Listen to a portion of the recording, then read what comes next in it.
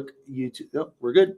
So it's little check marks means we're live on Facebook, YouTube, and awesome Instagram. I'm gonna go back to my computer and then we'll just to verify everything's working, and then you guys can chat like nobody's there, even though you might be being watched. Okay, that works. So don't say anything that can incriminate you starting out. And even though you're live, people know you're live. So if you do have to ask somebody like me, it's okay. All right. So, hey, I don't know if anybody's on yet, but obviously it's Dr. Emett from All Out Dental in Las Vegas. And I'm surrounded by an amazing team because there's no way I could pull this off. But we're over at Galindo Media. And if you guys have heard me talk about media, this is where these guys handle all of our content, editing, posting. Obviously, they're handling the live session today. They'll handle these every week. I've got Daisy here with me today. Daisy brought up a good point, and I hope this goes on record for the rest of my career. I talk about Tiffany a lot because Tiffany and I are in surgery. We're doing cases together. A lot of doctors and staff know us because we go around the country places and we do stuff. But you guys should see, this is Daisy, and she's my OG day one. OG. The day we started the dental practice, she's been with me since the very first day. Even before we even saw patients yet. I remember the first day we were sitting there and the phone rang and we're like, is that a patient calling? What are we going to do? How are we going to answer the phone? So huge shout out to Daisy because she's the one that's actually behind the scenes arranging all of this stuff. So I hope that was being recorded. it is. No, this is being recorded on the live session. So huge shout out to Daisy for being the OG. It looks like we're good on YouTube and Facebook. The only one we're missing is for some reason Instagram. Let's double check it. Hi guys. And this is who I was just bragging about right now. This is Galindo Media. So let's see. Oh, that's right. Because we didn't go live here. There we go. That's why that's the first one. And we're good. Instagram. So now we should be live on all three. If you want to check Instagram, and then we should be good to go. all right. I don't know who and how you check Instagram. He means us. Oh, you guys. I'll trust you.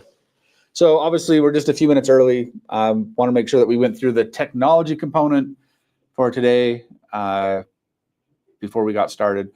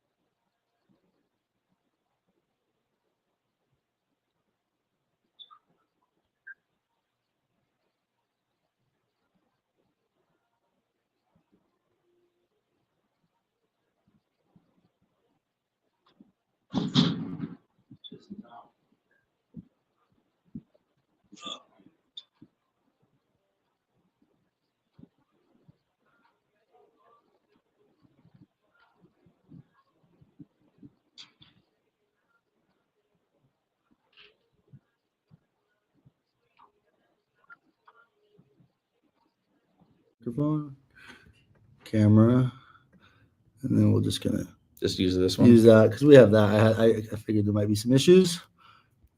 There we go. Perfect. So I'll check all three again. We can't hear anything, says Mia. Mia, how about now? Got audio now?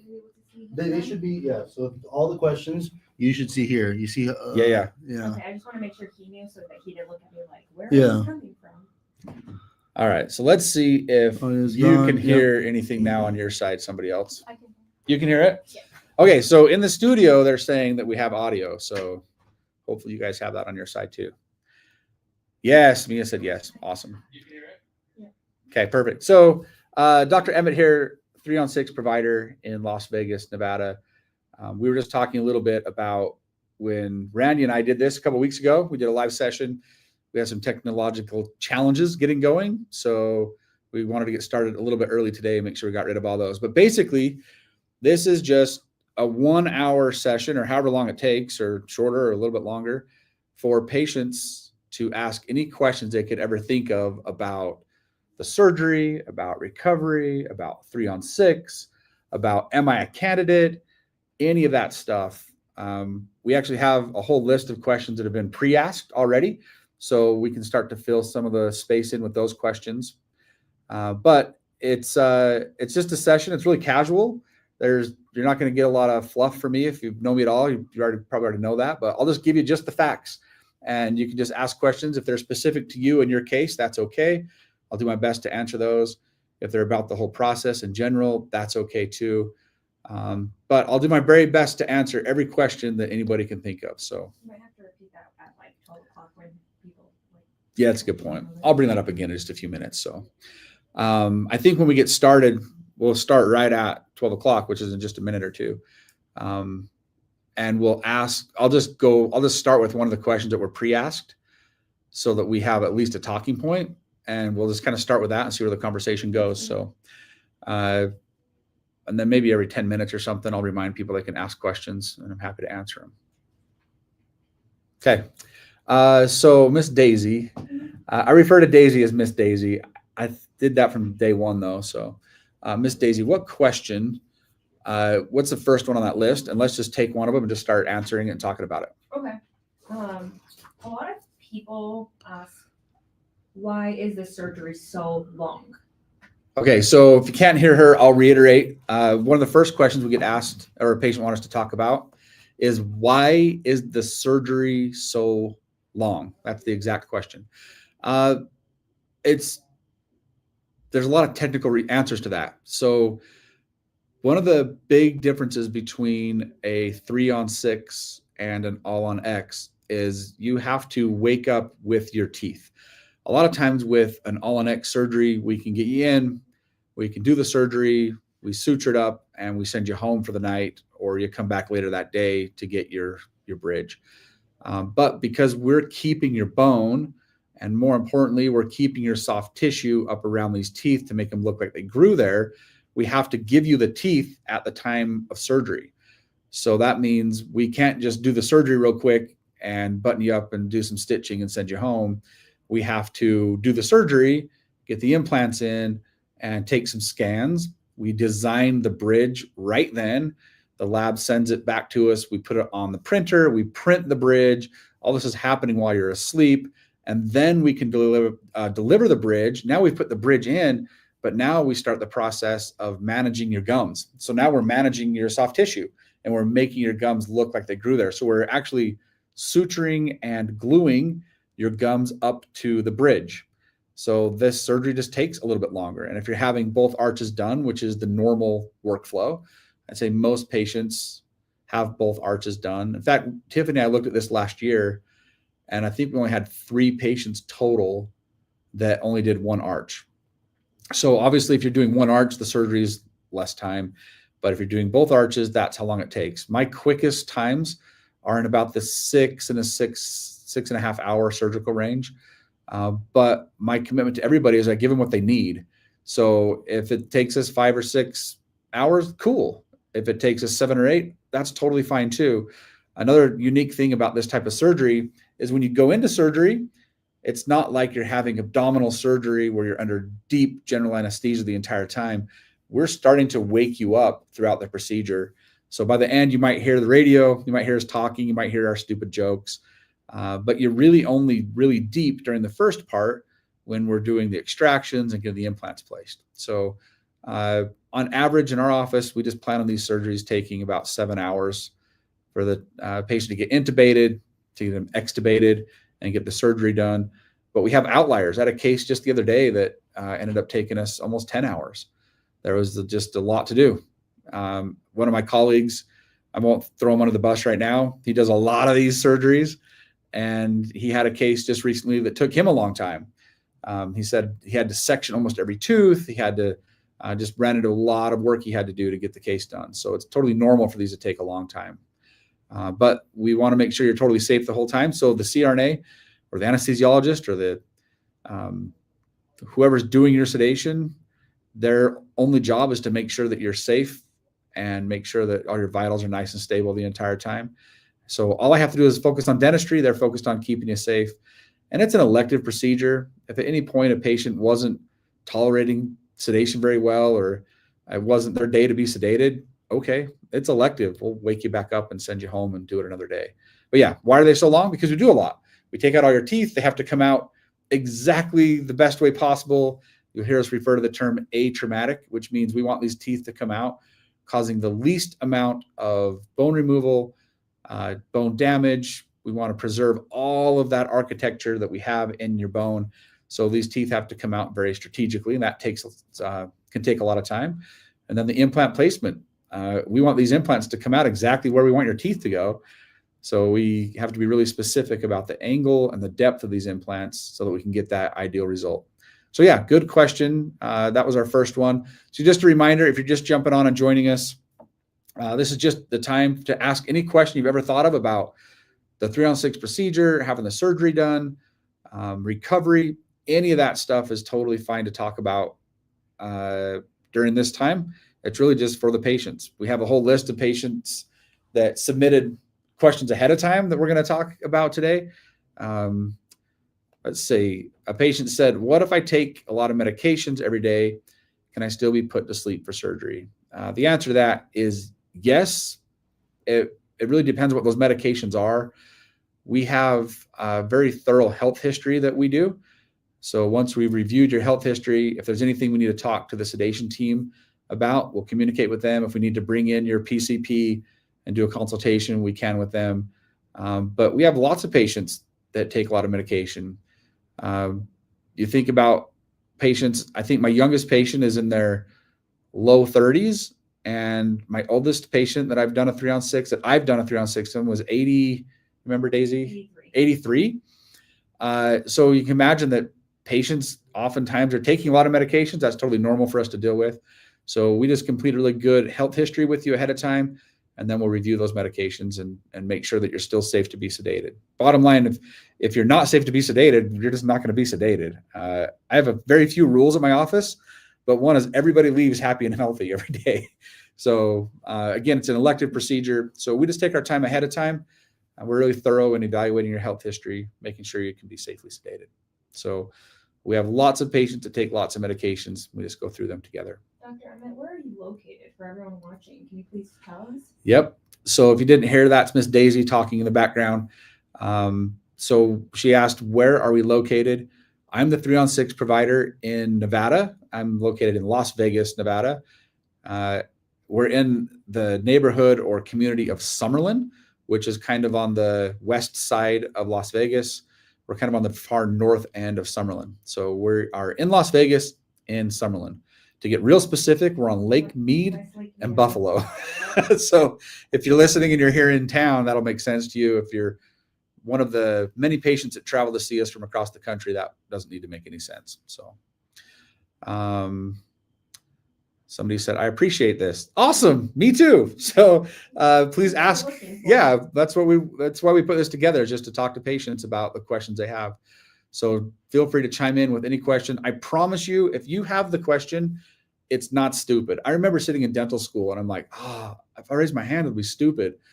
And sometimes it might've been, but ultimately, if you're having the question, I guarantee you another patient is as well. So I'm happy to answer any questions. So be sure to put it in the comments. We'll get it answered. So Ms. Daisy, would you tell me the next question on the pre-list? Yeah. This question says, why is there a second set of temporary teeth? My question that I want to emphasize is, how many set of temporary teeth do you get? Okay, so if you didn't hear that, why is there a second set of temporary teeth? And how many temporary sets of teeth will I have?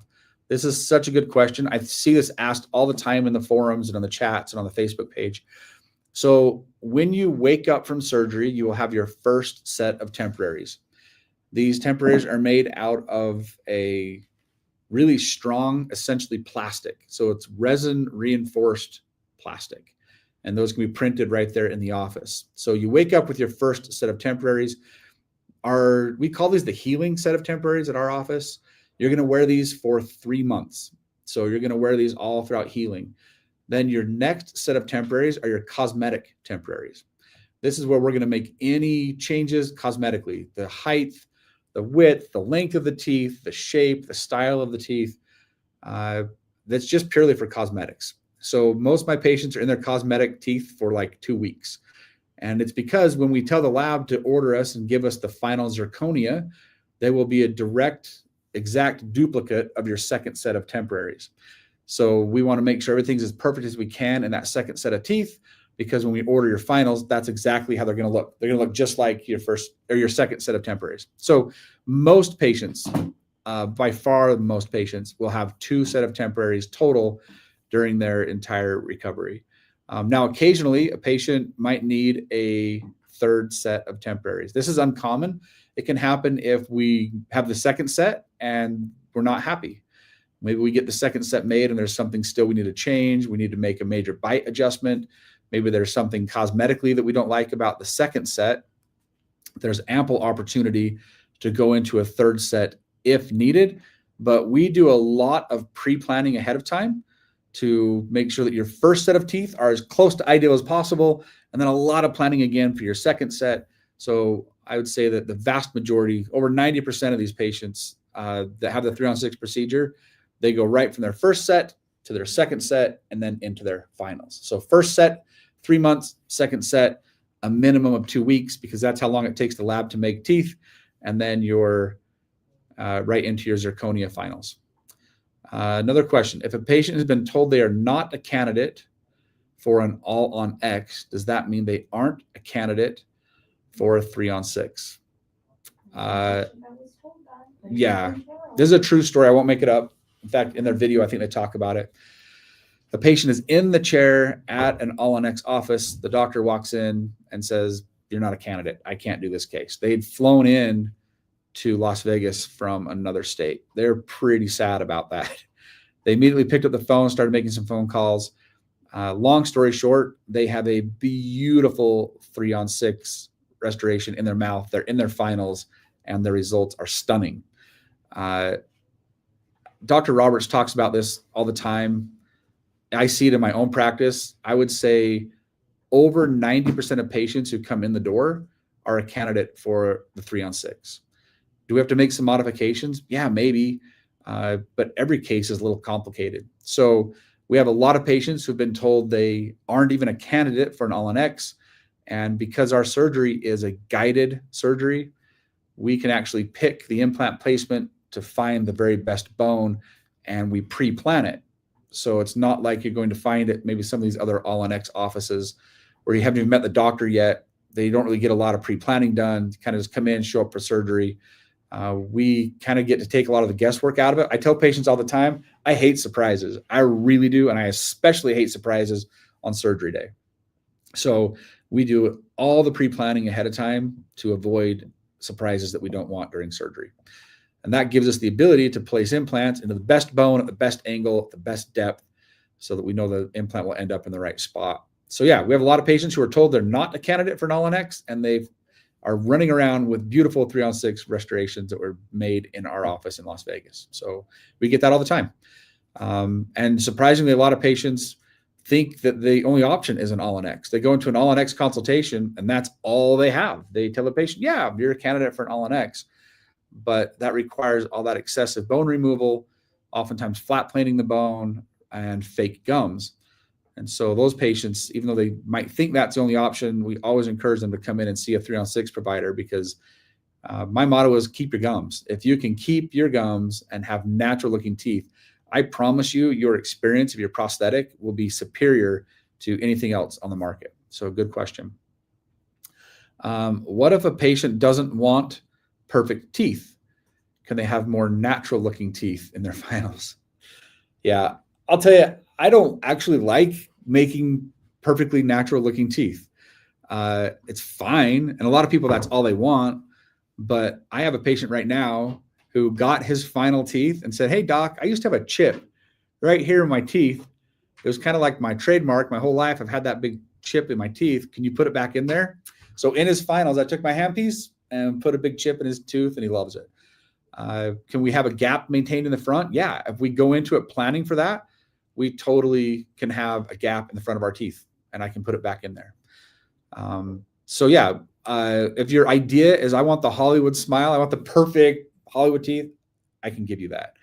If you want teeth where you walk in the room and people go, wow, you look great, but they have no idea why, more of a natural shape, more of natural looking teeth, we can give you that too.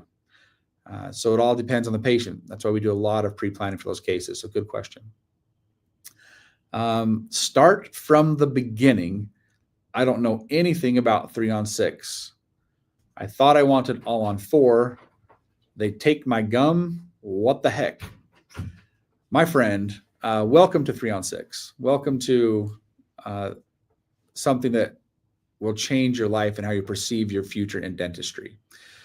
So I think that you'll find spending time on the Facebook page and learning more about that'll help a lot. I'm going to give you a quick overview though.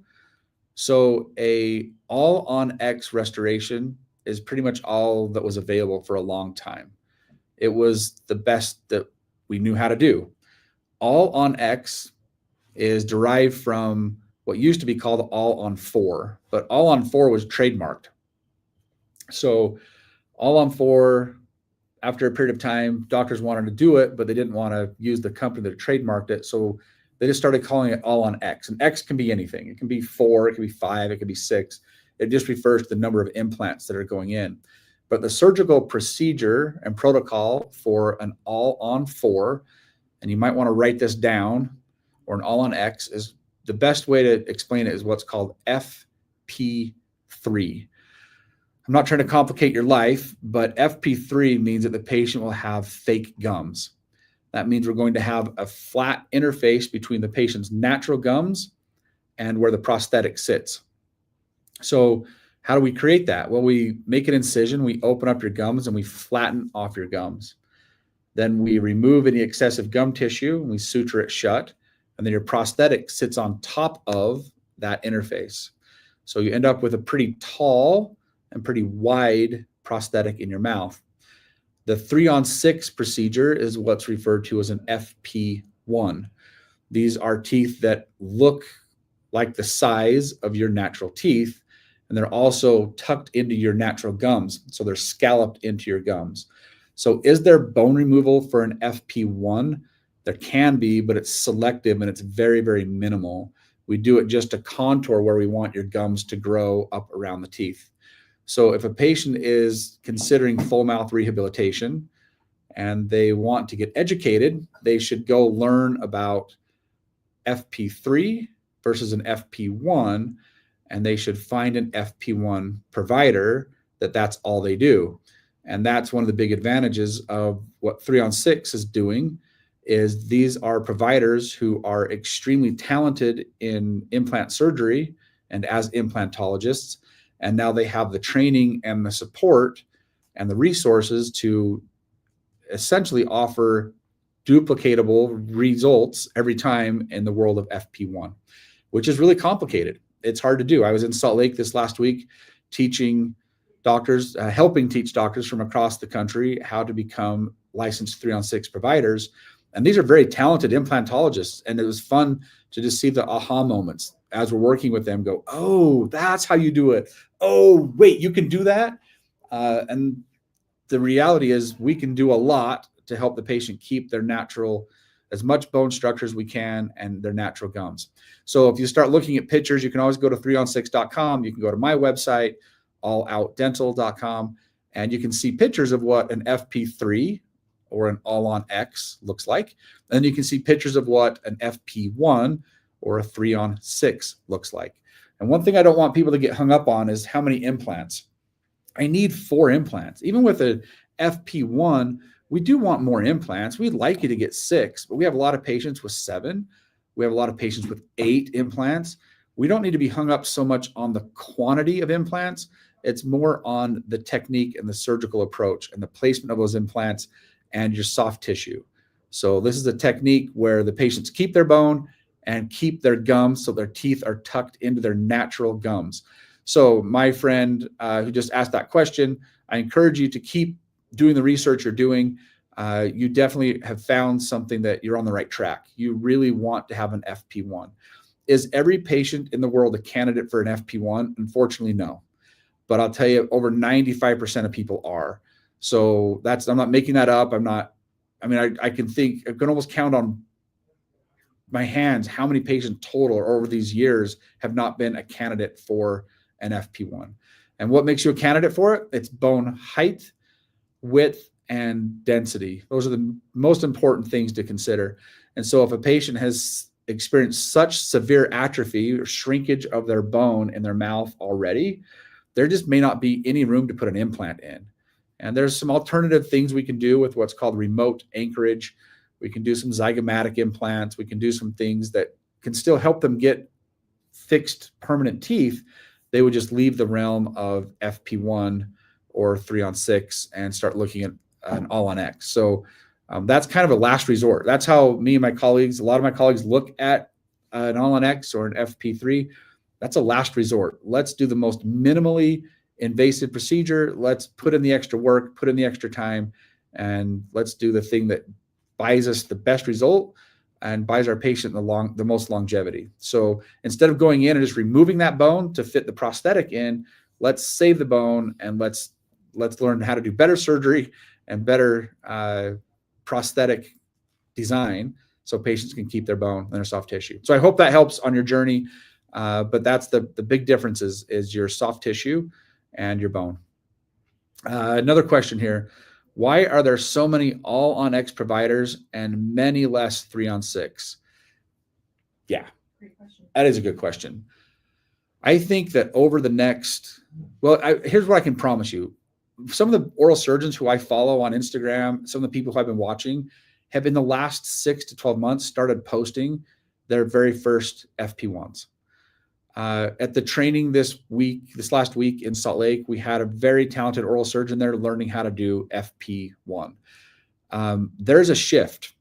It's just going to take some time because all-on-X became the term almost meant like if you were thinking full mouth rehab, every dentist and every oral surgeon was thinking, oh, we'll give them an all-on-X. It came out a long time ago. It's a name that kind of was first to market, but the reality is the technology didn't exist yet to do what we do. So all these offices, even some big corporate offices, have built big infrastructure now to support an all-on-X, and it's going to take some time before that is completely changed. But I believe, genuinely, it's just going to take some time, but maybe the next 8 to 10 years, FP1 or 3-on-6 will be as well known as all-on-X. 3-on-6 has talked about doing some exciting things. I don't want to take away any of their thunder, but right now there's not really any big national marketing campaigns, and over the next couple of years there will be. So as the number of providers continue to increase, then the resources for 3-on-6 continue to increase, and we can start to do some bigger marketing stuff. But we're adding. Just last week we trained up 7 more 3-on-6 providers. We're just training people as fast as we can. And as more providers become available, more patients can seek the treatment and it'll become a more well-known thing. Is it possible that there's less providers doing 3-on-6 because it is a more complex surgery and it's not like they can just cookie cutter it real quick? Yeah, so Daisy just asked, is it possible that there's more people still offering all-on-X because it's a much less complicated surgery? The answer is yes. An all-on-X surgery, I'm not saying it's not complicated and doesn't have its own right in surgery, but a 3-on-6 FP1 surgery and the entire workflow is much more technique sensitive and it can be much more complicated.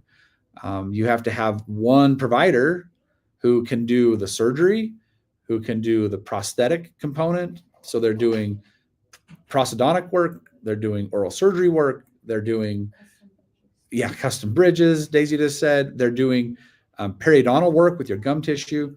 So, but the exciting thing is we're just seeing it grow by leaps and bounds. We were in Cabo like 2 months ago, Daisy, 2 months ago, and we'd had the provider summit where all the providers, most of them came into Cabo, spent a few days there.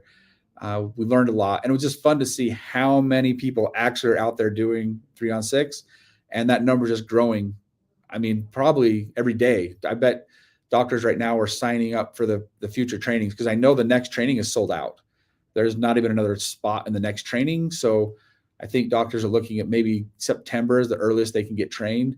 And I know that the guy that handles that gets inquiries every day for doctors trying to come on board and learn the 3-on-6. So it's growing quickly. It'll keep growing.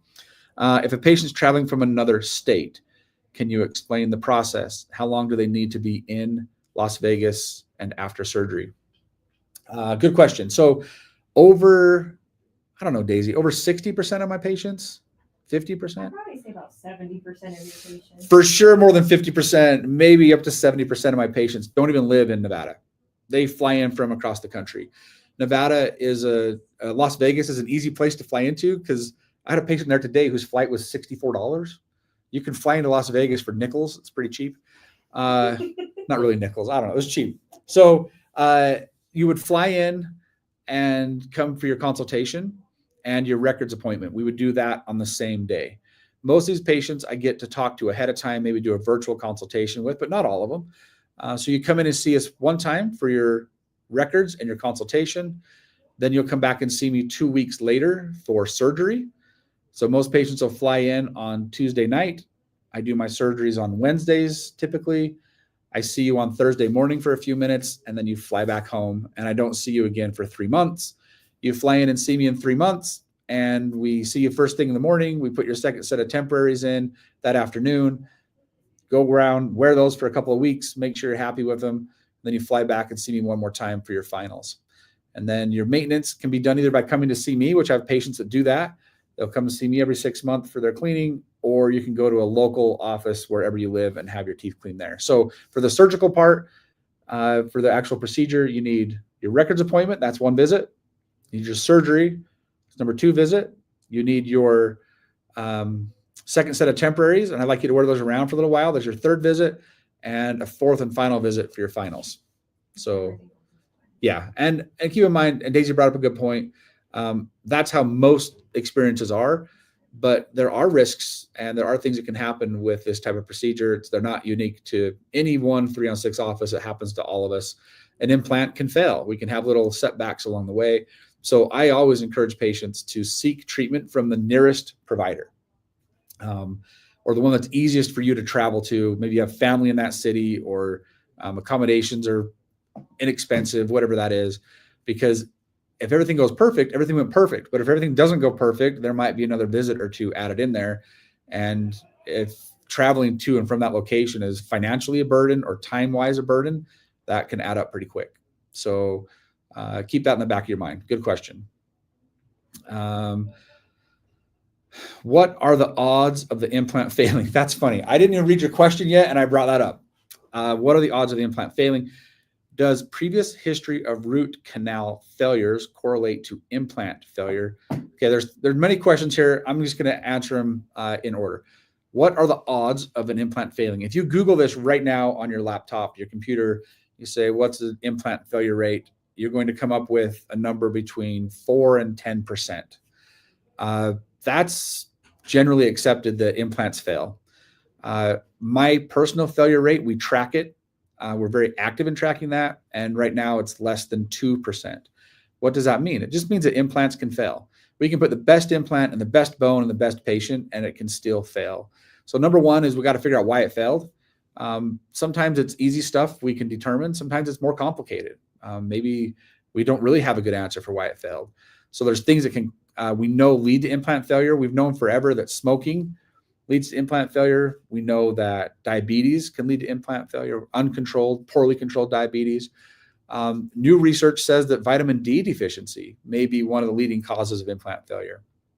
So that's one of the reasons why we have all our patients taking a supplement, an AlgaCal supplement, to help get rid of that one risk factor. But yeah, implants can fail. And when they do, we take care of it. So if we have an implant failure, there's sometimes multiple things we can do. We can take the implant out.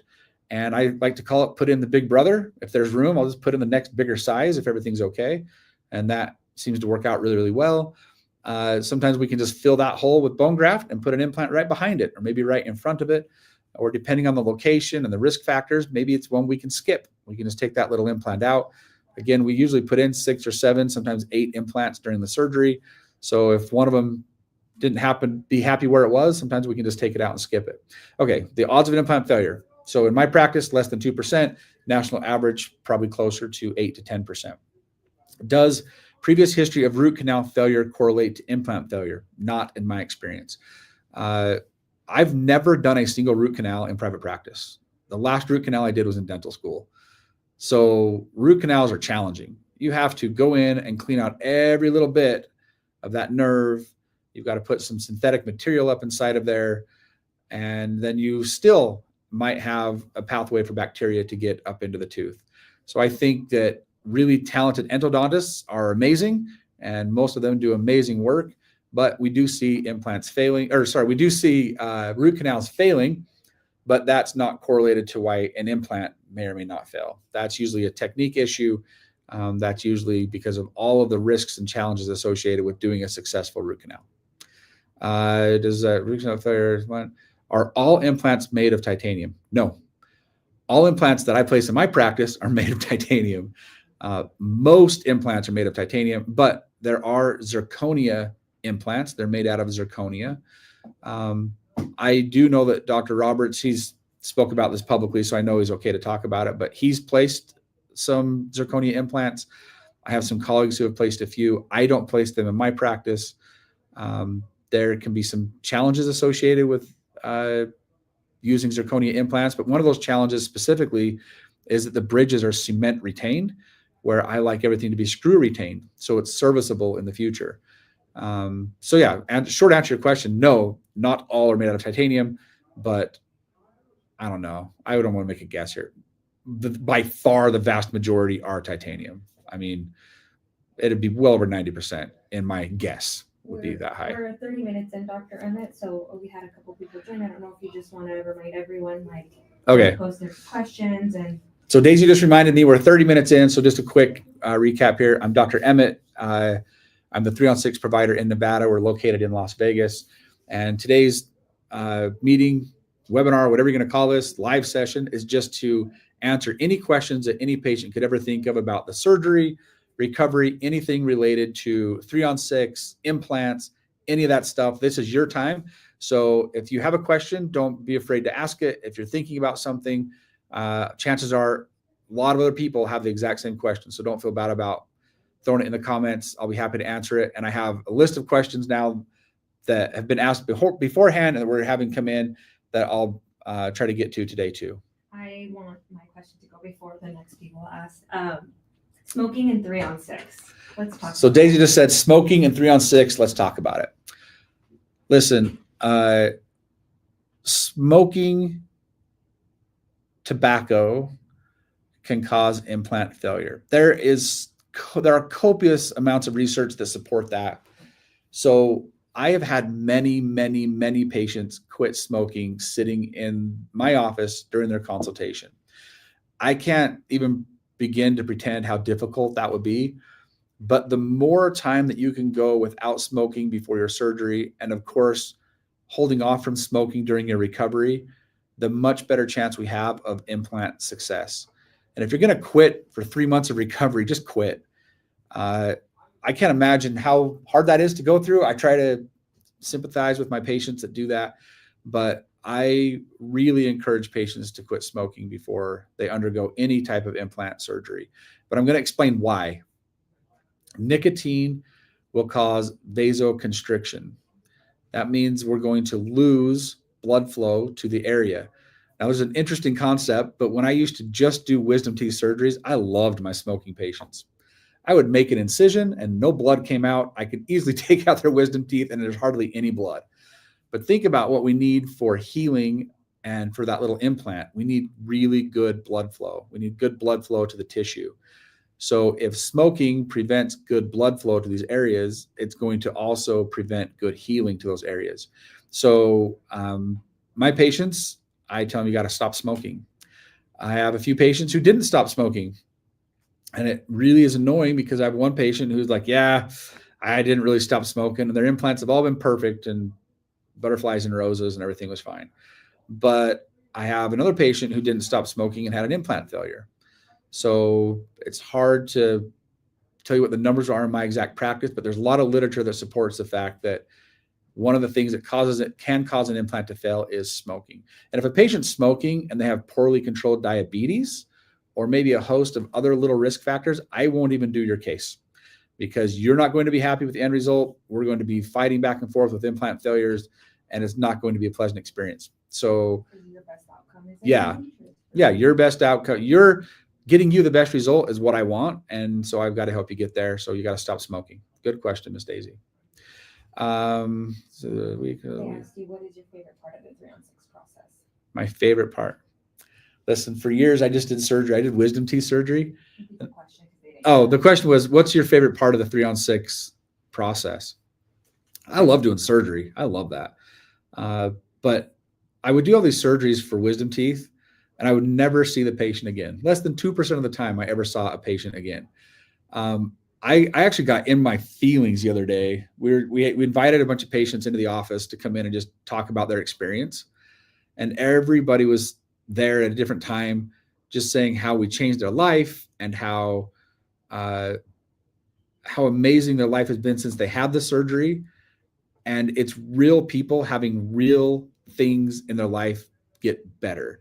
Smiling, talking, chewing, self-confidence, lifestyle, promotions at work, stuff that I never got to be a part of. And now I'm a part of it. So my favorite part of the process is patients coming back later and sharing their story with me. And there's a weird thing. I'm not that big of a hugger. Almost all my patients, when they see me, run in and give me a big hug. I never thought that was going to be how my career was. So anyway, I have this whole moment where I almost started crying. Actually, I did start crying when my patients were talking about how there's just this impact we've had on their life. And that is by far my favorite part of being associated with 3-on-6 is we're actually changing people's lives and we're doing it really, really well. So that's my favorite part. Does age factor in success rate of implants? Good question. Yeah, good question. My oldest patient, we talked about this at the beginning of the podcast. My oldest patient's 83. My youngest patient is 32. Sorry, 32. So it can affect implants mostly from other risk factors that you might have. So generally, we just need good, healthy bone. And as long as you're healthy and there's nothing else going on, implants aren't ageist. We can put implants in and they're going to be fine. So yeah, if there's other risk factors going on, we can talk about those.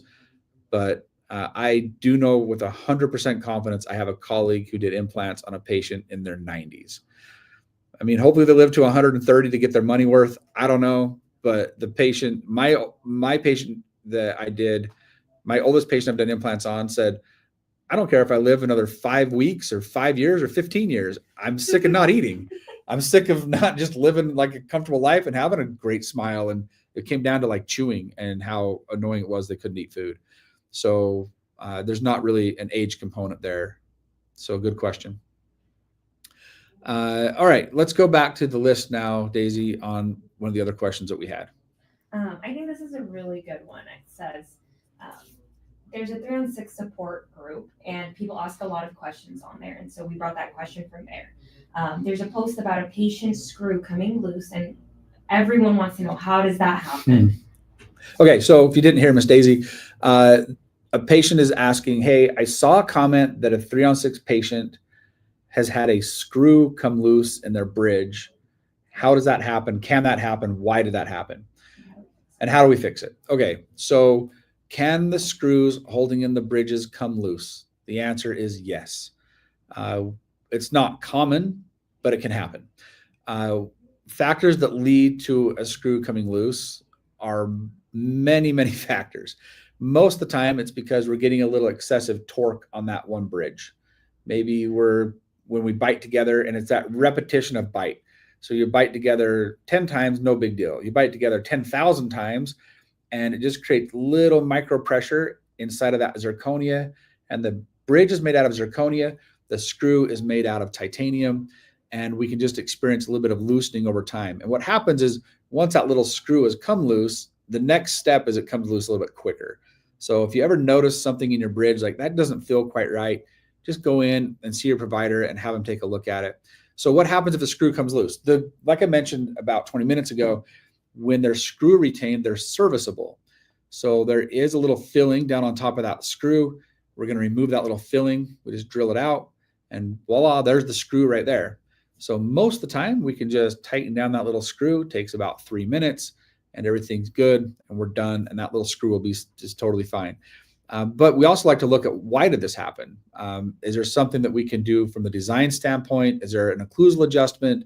Is there something causing this screw to come loose? And we can address it at that time. So can a screw come loose? Yes, it's uncommon, and fixing it is relatively simple. You just take the little filling off the top, tighten down that little screw, maybe replace that little screw, and send the patient on their way. So I actually have a patient right now who had a screw come loose. She had to fly in and see us from out of state. I felt so bad. How long was she in the office for? 30 minutes? Probably 30 minutes. Tops, and most of that was chatting. Mhm. So that is kind of annoying that the patient had to fly in to come see us, but it's a 30-minute visit. And we elected to tighten down the screw, put a filling on the top of it. And immediately the patient went, oh, that's better. She was so worried that she broke an implant or broke something and had a problem, but it was just a little screw coming loose. So I think in my field, people every day are coming up with solutions to try to prevent this from happening. They make new screws, they make new stuff. But I think that 3-on-6 has really found a good solution. We have a great screw. We have probably tried every screw on the market multiple times. And because we have so many providers placing so many restorations on implants every day, we can kind of pull from that collective. And I think we have a really solid process right now. So we do our best to minimize loosening screws. It's pretty uncommon. How much time will I need to take off from work to recover? I have so many videos about this with patients and just me talking. I think after I was talking about it, I didn't believe it myself, and patients are like, no way. So I just started interviewing patients and letting them tell their story. Most of my surgeries are done on Wednesdays. Most patients are back to work on Monday. I've had a few patients who go back to work. Camera's right there. Oh, I keep looking in the wrong place. Got in trouble for looking the wrong way. I'll look right at the camera. Most of my patients are back to work on Monday. I've had a few patients who go back to work the next day. There's nothing preventing you from going to work. But in terms of recovery, also Saturday or Sunday is typically the worst day, and you start feeling better after that. If you do something crazy strenuous for work, I would probably tell you to take a day or two off. But the acute phase of healing is going to be the first 3 days. The first 2 weeks are going to be worse than the next 2 weeks. So you're just going to keep getting better. Most soft tissue is healed up in 6 weeks, and the implants take 3 months to integrate. So healing is a time frame. The acute phase is just 3 or 4 days, and most patients are back to their normal stuff within their first week, maybe 2 weeks at the longest. I have a patient right now that has delayed healing. They have an autoimmune disease. If their video hasn't come out yet, it will soon. And she shares that on the video. That's why I don't mind sharing it now. But her healing was a little bit delayed, and I think she was doing pretty good after 2 weeks. So, and that's probably my most, I guess that's my longest recovery of a patient for having implant surgery. Crazy patients come in every week and go, I have no pain. I never had any pain during recovery. Like, everything's awesome. I just hate to oversell that and then have a patient have some delayed healing. Yeah. The 1 or 2 out of like lots of them. But like 9 patients out of 11, I know that's not like a common number to say, but because I don't know, but I just feel like most patients have very minimal pain, minimal swelling, and they heal really quickly, which is shocking considering how much goes into this surgery. So hope that answers your question. Go back to work on Monday. What drew you to become a 3-on-6 provider?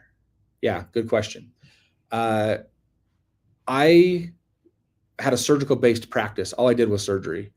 And I was actually standing there doing surgery, and my sedation provider goes, man, you should do the full mouth surgery. You're super fast. You're really good at surgery. Your whole team does surgery. You care a lot about your patient. You should do full mouth surgery. And at this time, I was a mentor for Colorado Surgical Institute. Huge shout out to Colorado Surgical Institute. These guys are awesome. And I was there. I'm there on site training doctors how to do surgery. And of course, we were doing all-on-X surgery. I've been around all-on-X surgery. I've been really familiar with all-on-X surgery, the actual surgery, training it, teaching it, being part of it. And to be totally transparent, I feel like it's unnecessarily barbaric.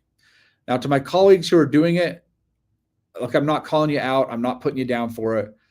It just didn't mesh well with what I believed as a provider, which is I want to give my patient the best outcome with the most minimally invasive procedure, and I want them to have the least trauma, and I want them to have keep their bone and keep their gums. I just never saw an all-on-X procedure where I went, oh, that's amazing. I saw them and went, okay.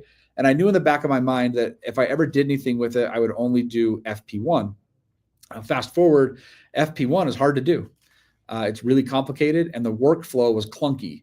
So for years, the doctors that are doing FP1, it was just so clunky to get all the way through it. So this sedation provider goes, hey, are you familiar with the guys up in Salt Lake that are doing what you just said? I'm like, I've never even heard of 3-on-6.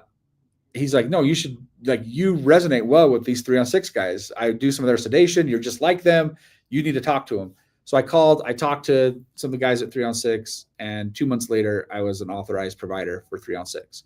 So at any point in my career, I could have aligned myself with doing all-on-X. To this very day, I do not offer all-on-X. If a patient was in my practice and needed all-on-X, I would refer them out to somebody else. I just don't believe in doing that surgery. In my office, I might be the only one still. Dr. Roberts, we talked about this recently, but all I do is 3-on-6. If you need a filling, I won't help you. If you need a single implant, we are too busy to get you in for a single implant. We literally only do 3-on-6 in my office, and it's been the best thing in the world. I love my job. I love my patients. I love my staff. I love everything about what I get to do. So what drew me to become a 3-on-6 provider? I can tell you that it perfectly aligns with how I feel we should be in dentistry when a patient needs a full mouth. It is the best procedure to do for you from the bottom of my heart, not from a marketing standpoint, not from a money standpoint, not from anything other than I believe that 3-on-6 is the best. I believe an FP1 prosthetic is the superior option for a patient that needs full mouth. Does it mean the other ones are all bad? No. It just means that I believe that's the best. So it was an easy decision for me. I became a 3-on-6 provider, and I think we did 1 or 2 more days of wisdom teeth, and that was it. And I fell in love with 3-on-6. At my office, we eat, breathe, and sleep 3-on-6. It is all we do. In fact, I heard the staff the other day on the phone say, oh, you need a single implant? I'm sorry, we don't do that here. And I bet to the patient, that sounds weird. Like, how do you do these big complicated cases and don't even do a single implant? We just don't have time. Honestly, we are really booked out. And I have a quality of life difference. I'll be totally transparent here. I'm starting to do these things on Friday. I don't consider this work, by the way, but we don't work Friday. We do our surgeries on Wednesday. We do our post-op on Thursday. We may see a few patients on Thursday for consultations, and then we try to take our Fridays off. So for my staff, that's amazing. For me, it's amazing. And for my patients, I want you to know you get my personal cell phone number during recovery, so you're never alone. It's not that we're not there for you, but it's been nice to have more of a work-life balance, and it's just happier staff, happier doctor, happier patients. It's amazing all the way around. So great question. Thanks for asking that. Okay. If a patient comes to your office for 3-on-6, but doesn't need it due to healthy teeth, will you still do the procedure? Absolutely not. If a patient comes to my office and I don't believe that what I do is the best thing for the patient, I will not do it. I'll send you down the street. I'll send you to somebody else. I'll refer you to somebody. but every patient that comes to my office meets with me personally, period. For their consultation, I will talk to every single patient. We'll spend time and we're going to make sure that this is the right solution for you. I tell patients every time, listen, I'm going to answer 2 questions today. 1, are you a candidate for 3-on-6? And 2, is it the right procedure for you? Because they may not go together. What you want to accomplish, what you need done, if that can't be done with what I do, we're sending you down the street. Not in a mean way, but I'm just unwilling. I just got the nastiest look. I'm unwilling to do something for a patient that I don't have complete confidence is the best thing for the patient. So good question. Do you recommend a liquid diet for a few days after surgery? Yes, but here's why. I want you to understand why. So all of my patients, I put on a liquid diet for the first night. That's because I'm going to see them the next day after surgery. And you're only on a liquid diet because while you're asleep and I put your teeth together, it's hard to get them exact. Sometimes I do, but it's hard to get your bite exactly right. And you're asleep, so I can't say, hey, how does that feel? And then you wake up and you're all groggy and we send you home. So I put you on a liquid only diet. And to me, liquid only is mashed potatoes, applesauce, obviously liquid. What else is on my list for that? Mashed potatoes, applesauce, Jell-O. Anything that doesn't require chewing the first night is totally fine. Then the next day I adjust your bite, I get it perfect. And now you're on a soft food diet. But some other 3-on-6 providers, and there's nothing wrong with this, they'll do their surgery on like a Friday and they won't see you again until Monday or Tuesday. So they may be putting you on a liquid diet for multiple days. So your question, do you recommend a liquid diet for a few days after surgery? It's only required until I get your bite adjusted. If eating really soft food feels good to you, that's fine. But the faster that you start to chew and experience soft food and start to use the muscles in your mouth, the faster you'll get rid of the inflammation. It actually accelerates your healing. So liquid only for the first night at my office, but in the future. We make it easy. We send them home with a liquid diet. Yeah. So Daisy just brought up a good point. Like at our office, we give you stuff that you're going to eat the first night. I think that started because a lot of our patients are flying in and they're at a hotel. So we just give you the food I want you to eat the first night. Our patients always leave with these big bags of stuff when they leave our office, but we kind of make sure you're over prepared for what you're going to go through. So do you need a liquid diet? We handled that one. Do you do cleanings for 3-on-6 from other providers? So that's a good question. In my office, we do. In other offices, they do too. I think most of them. You can also really just go to any general dentist. So taking care of your 3-on-6 final bridges is actually relatively simple. It's just an implant and it's just in your gums. So I think the biggest thing is these don't have to come out. So if you call another office and say, hey, I live in, let's just pick Florida. I live in Florida. Dr. Emett did my surgery and he did a full mouth reconstruction. The first thing that happens at that office in Florida is it gets scared thinking, I don't want to touch this.